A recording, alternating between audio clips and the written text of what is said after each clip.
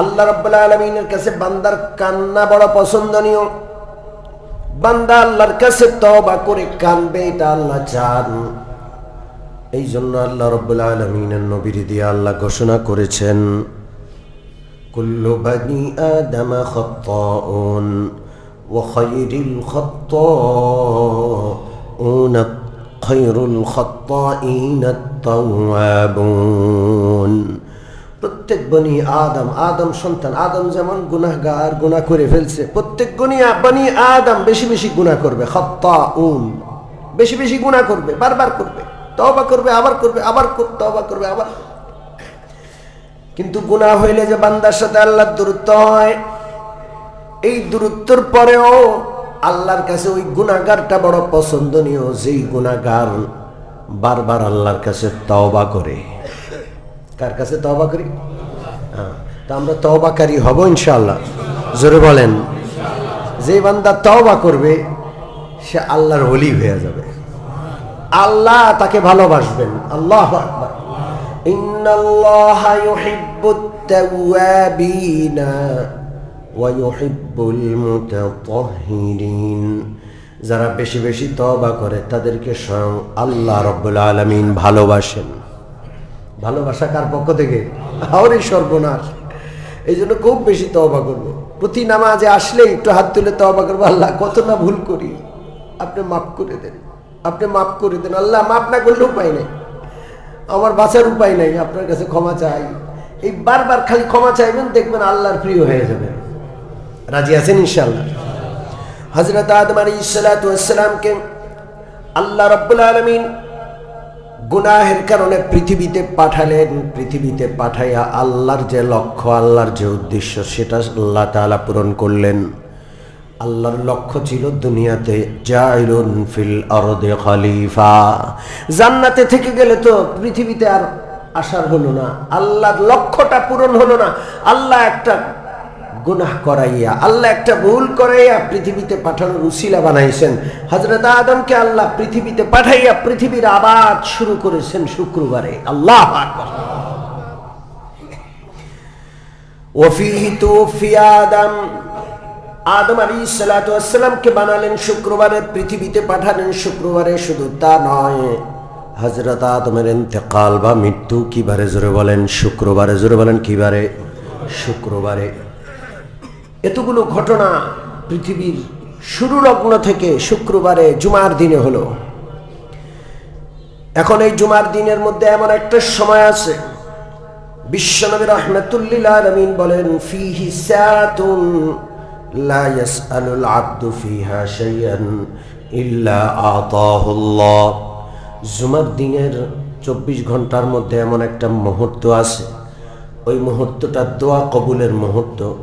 যেই বান্দা ওই মুহূর্তে যা চাইবে আল্লাহ তা বান্দাকে দান করে দিবেন।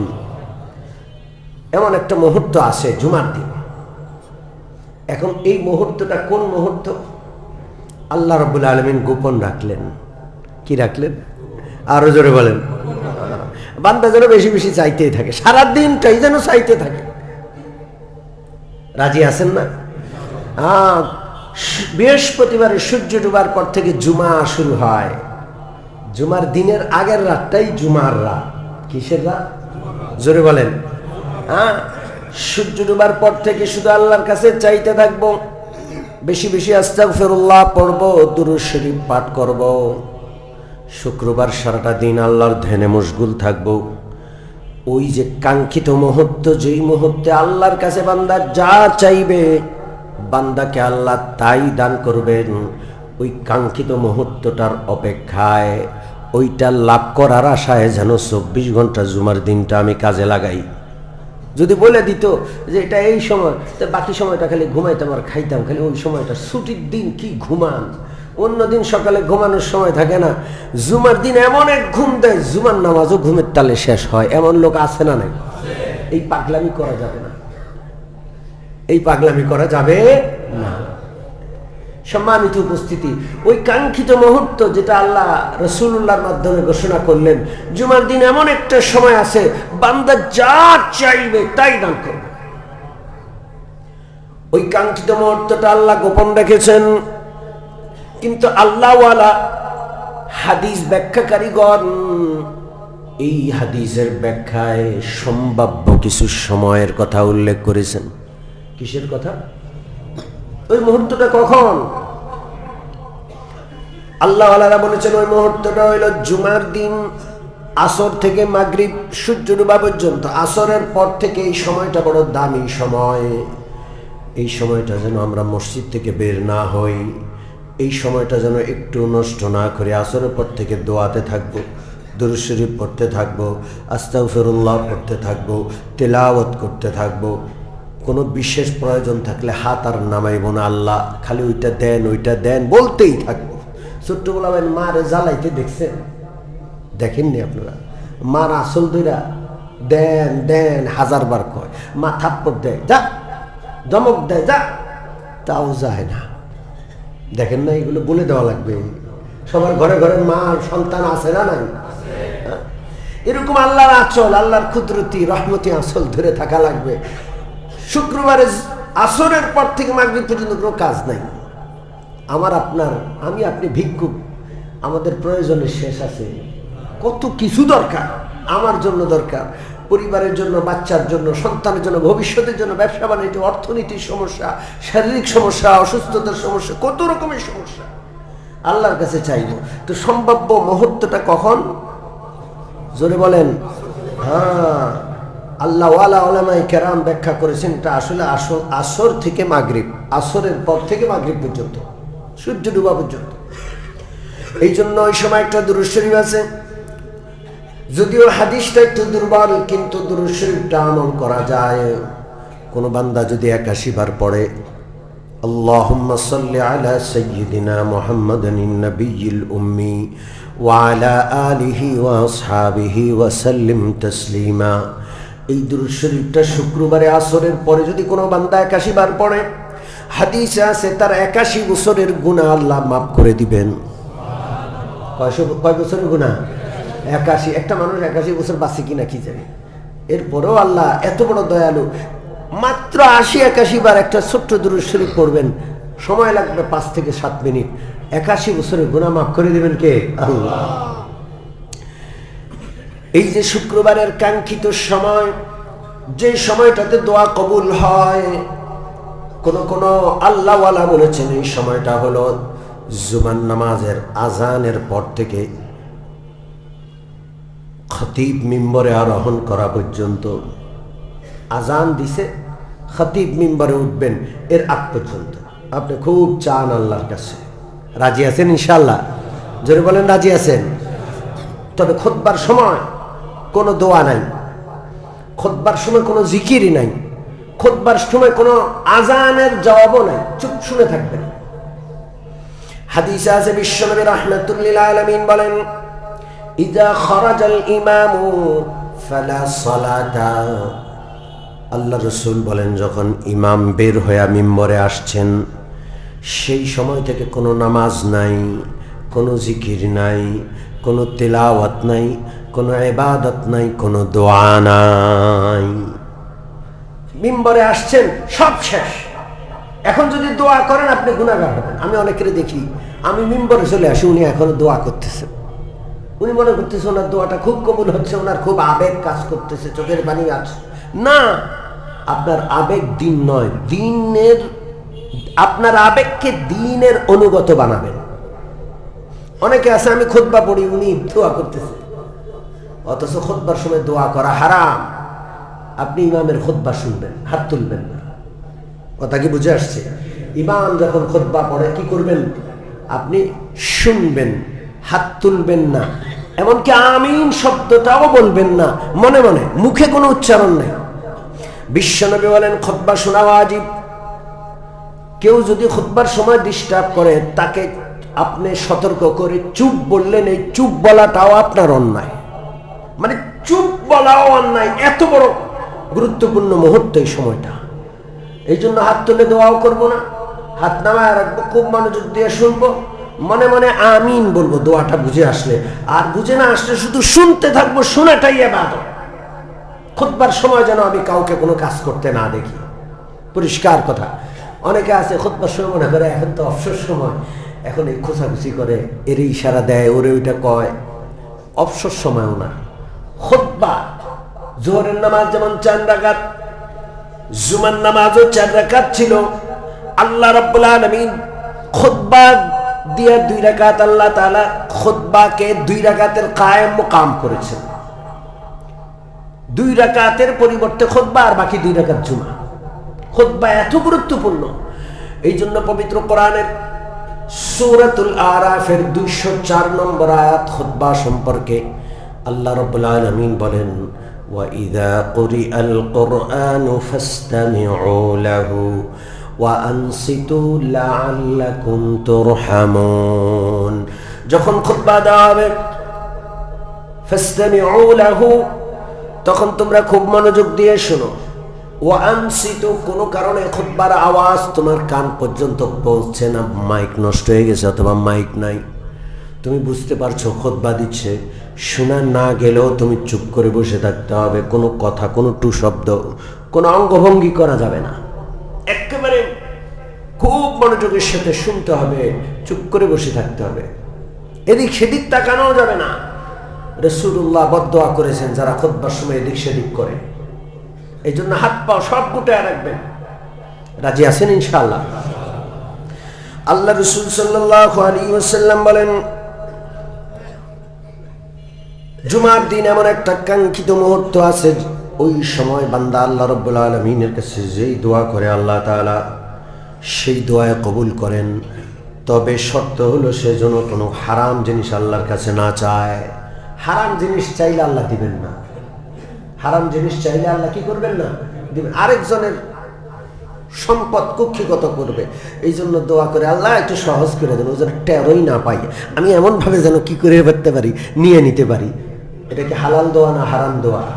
চোরাও কিন্তু দোয়া করে, যখন চুরির মুহূর্ত ঠিক ধরা খাবে না, দেখবে না, এই পকেটে হাত দিল, তখন সেও আল্লাহরে রাখে, আল্লাহ আল্লাহ আল্লাহ একটু একটু লইয়া লই, ধরায় দিয়েন না। চোরা দোয়া করে কিনা? এই চোরার দোয়া হালাল দোয়া না হারাম দোয়া? হারাম দোয়া আল্লাহ কবুল করেন না। যাই হোক, এরপরে সর্বশেষ, মা মিন মালাকিন মুকাররাবিন ওয়ালা সামাউন ওয়ালা আরদুন ওয়ালা রিয়াহুন ওয়ালা জিবালুন ওয়ালা বাহরুন ইল্লা হুয়া মুশফিকুম মিন ইয়াউমিল জুমআ। আল্লাহ রাসূল সাল্লাল্লাহু আলাইহি ওয়াসাল্লাম বলেন, আল্লাহর গোটা সৃষ্টি জগৎ, ফেরেশতা, পাহাড় পর্বত, আসমান জমিন, গ্রহ নক্ষত্র সব কিছু শুক্রবার দিনটাকে ভয় পায়। আল্লাহর বড় থেকে বড় সৃষ্টি, ক্ষুদ্র থেকে ক্ষুদ্র সৃষ্টি, সপ্তাহের শেষ দিন যখন জুমার দিন আসে তখন ভয়ে থরথর করে কাঁপে। কিসের ভয়? কিয়ামতের ভয়। কারণ হাদিসে আছে কিয়ামত কায়েম হবে শুক্রবারে। সপ্তাহ ঘুরে যখন শুক্রবার আসে, আল্লাহর গোটা সৃষ্টি জগৎ থরথর করে কাঁপে, না জানি আজকে শুক্রবারে কিয়ামত হয়ে যায়। রাসূলুল্লাহ বলেন, ইল্লা ইনসুন ওয়া জিন্নুন, শুধুমাত্র মানুষ আর জিন, এই দুইটা শুক্রবারে কোনো ভয় নাই। আচ্ছা, আমাদেরও তো ভয় পাওয়া দরকার, সারা সৃষ্টি জগৎ ভয় পাচ্ছে, আমি আপনি কেন ভয় পাবো না? হাদিসটি ইবনে মাজাহ শরীফে রয়েছে, মিশকাত শরীফের 130 নম্বর পৃষ্ঠায় রয়েছে। জুমার দিন সম্পর্কে আরেকটা হাদিস, হযরত আব্দুল্লাহ ইবনে ওমর রাদিয়াল্লাহু তাআলা আনহু বলেন, মা মিন মুসলিমিন ইয়ামুতু ইয়াউমাল জুমআতি আও লাইলাতাল জুমআ, কোন মুসলমান যদি শুক্রবার দিনের বেলা ইন্তেকাল করে অথবা শুক্রবার রাতের বেলা ইন্তেকাল করে, ইল্লা ওয়াকাহুল্লাহু ফিতনাতাল কবর, আল্লাহ তাআলা তাকে কবরের ফিতনা থেকে হেফাজত করবেন, কবরের আযাব থেকে আল্লাহ বাঁচায় দিবেন। শুক্রবার দিনে বা শুক্রবার রাতে যদি মারা যায়, ও মুমিন মুসলমান, বেনামাজি, কাফের শুক্রবার মরলে এগুলো হবে? জোরে বলেন। শর্ত আছে, শর্ত প্রযোজ্য, ঈমান থাকতে হবে, আমল থাকতে হবে। ঈমানও নাই আমলও নাই, খালি শুক্রবারে মরে, কোনো ফায়দা নাই। এই জন্য আপনি ঈমান আমল ঠিক রাখেন আর আল্লাহর কাছে শুক্রবারের মৃত্যু কামনা করেন। যদি ঈমান আমল ঠিক থাকে, শুক্রবারের মৃত্যু হইলে আশা করা যায় আল্লাহ কবরের ফিতনা থেকে, কবরের আযাব থেকে আল্লাহ মুক্তি দান করবেন। সুবহান। আমাদের হাদি মারা গেছে, তাকে গুলি করা হয়েছে শুক্রবারে, কি ভাগ্যবান সে, জুমার নামাজ পড়ে বের হয়েছে, জুমার নামাজ আদায় করে বের। ছেলেটা হাফেজ ছিল, ছেলেটা মাদ্রাসায় আলেম পর্যন্ত পড়াশোনা করেছে। তার বাবা একজন প্রখ্যাত ইমাম, এবং শুধু ইমাম নয়, একটা জেলা ইমাম সমিতির প্রধান সভাপতি। তার আরেকটা ভাই আলেম। এই হাদিকে রিচার্জ করে ভারত, আমেরিকা সবাই দেখলো যে এই হাদি যদি আগায়া যায়, হাদি মানে হেদায়েতওয়ালা, তো সে সঠিক পথে আছে, ঠিক সে গোটা জাতিকে সঠিক পথের দিশা দিয়া দিবে, এই জাতির পথ পেয়ে যাবে। এই জন্য ওরে ছলে বলে চক্রান্তে কৌশলে ওরে হত্যা করেছে। কিন্তু ওর ভাগ্য ভালো, শুক্রবারে জুমার নামাজ আদায় করে বের হলো, তার মাথায় গুলি করলো এবং সারা সপ্তাহে চিকিৎসা চলল। পরের শুক্রবার রাত 10টা 10:15টার দিকে সে মারা গেল। আল্লাহ!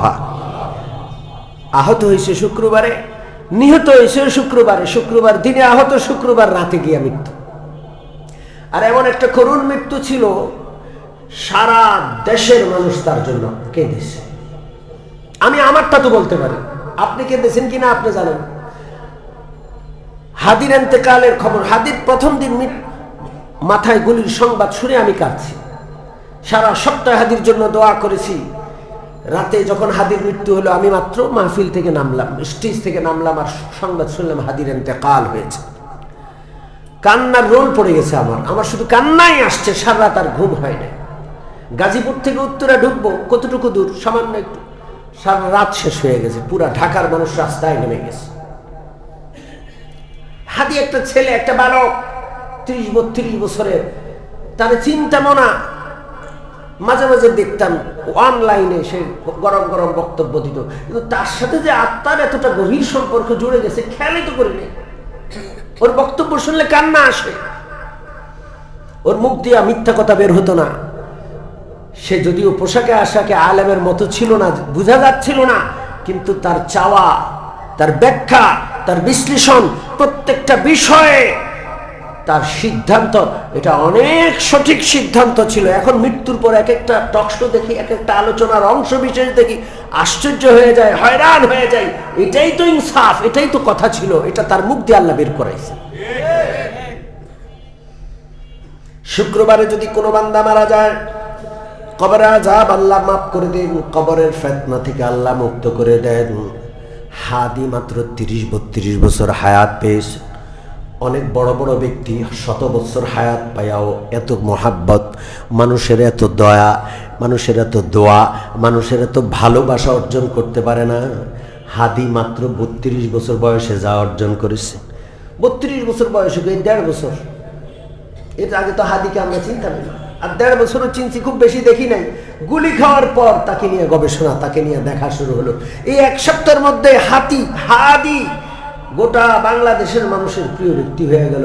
এবং আল্লাহর কি হিকমত, নজরুলের পাশে তাকে জাতীয় বীর, সে ও যেমন জাতীয় কবি ছিল, হাদি এই জাতির জাতীয় বীর। আল্লাহ ওর পাশে ওর শয়নের, ওর কবরের ব্যবস্থা করেছে। আল্লাহ, আমরা দোয়া করবো এই ছেলেটার জন্য, আল্লাহ যেন তাকে মাফ করে দেন, আমিন। আর আরেকটা বড় বিষয় হলো তার স্ত্রী। ভাইরাল হওয়ার কি সুযোগ, আমি নাম বলবো না। এখন তো নাম গণতন্ত্র, আসলে হইল রাজতন্ত্র, পরিবারতন্ত্র। কথা ঠিক কি ঠিক না? নাম গণতন্ত্র, চলছে পরিবারতন্ত্র।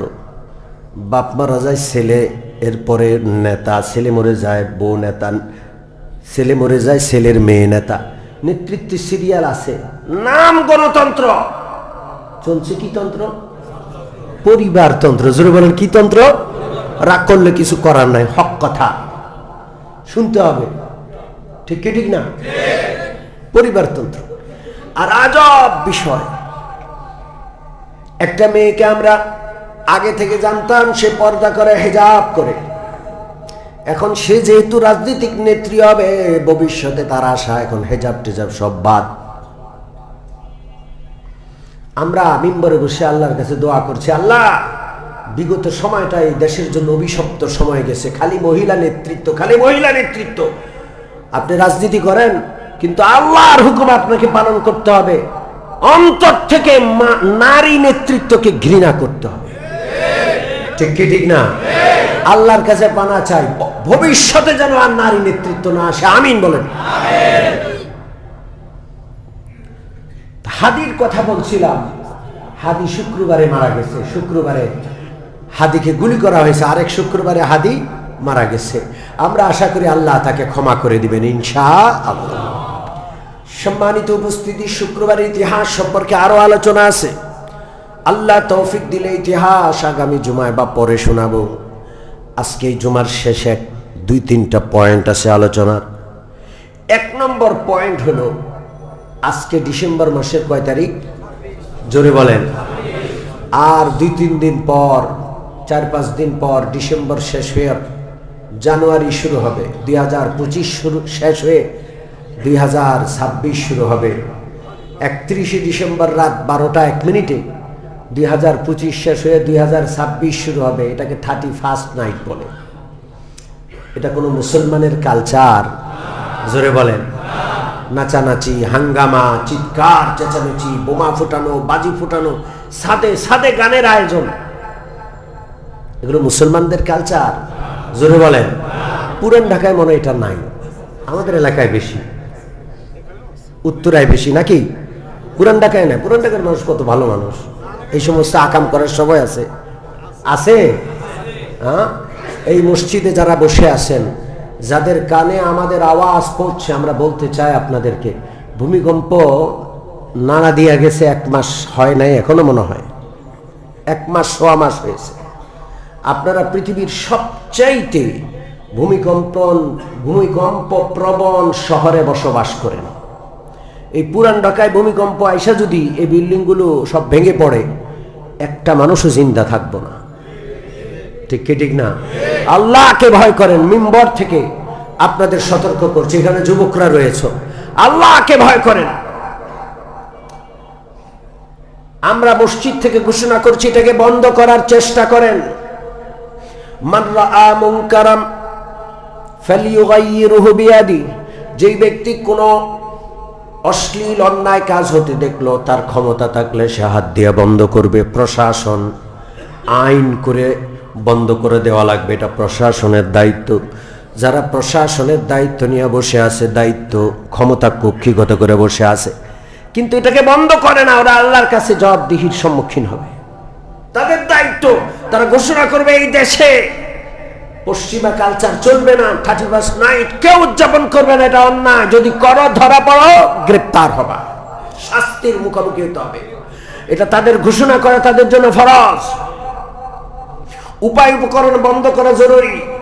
ফানুস, আগুন ধরে কি ধরে না? বোমা, ফটকা, আগুন, অগ্নি, আগুন নিয়ে খেলা, সাদে সাদে, সবগুলো কবিরা গুনাহ। তো যার ক্ষমতা আছে সে হাত দিয়ে বন্ধ করবে।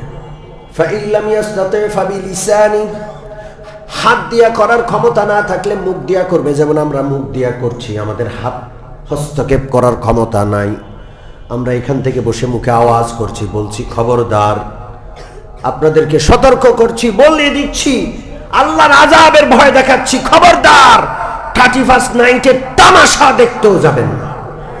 অনেকে নিজে করে না, কিন্তু বারান্দা বাইরে চারিদিকে তাকায় আর তামাশা দেখে আর হাসে, এটাও আপনি সমর্থন করলেন।